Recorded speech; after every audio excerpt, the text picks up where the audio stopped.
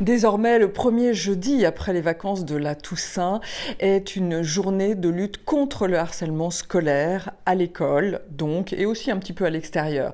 C'est essentiel car le harcèlement, ça n'arrive pas qu'aux autres.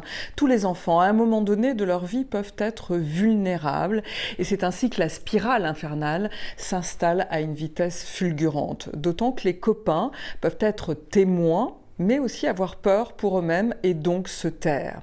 Les livres pour enfants, dans leur aspect documentaire, sont des ouvrages essentiels pour informer, en faire un sujet de vie, de vivre ensemble, donc ils sont indispensables pour prévenir et accompagner les familles, toutes les familles. J'ai choisi Ensemble contre le harcèlement scolaire, qui est paru chez Casterman. C'est un format qui est quasi exhaustif. Il y a à la fois des scènes de violence répétées présentées en BD pour les plus grands, des encarts court sur les préjugés. Bah oui, on se fait harceler, bah c'est facile de se défendre. Bah non. Des témoignages qui permettent de décrire les rôles de chacun. Le harceleur, la victime, les témoins passifs, les complices. Il y a aussi toute une partie ressources avec les adresses d'associations.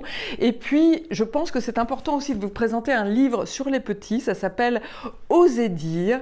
Oser dire pour prévenir, oser dire pour oser s'appuyer sur des adultes qui sont responsables, parce qu'effectivement, il y a quelque chose d'un petit peu pernicieux chez les tout petits. Ça passe par des moqueries répétées et l'enfant va commencer à s'isoler. Vous voyez, ça n'est pas forcément du racket physique, des violences physiques, d'où l'importance de libérer la parole avec ce genre de livre.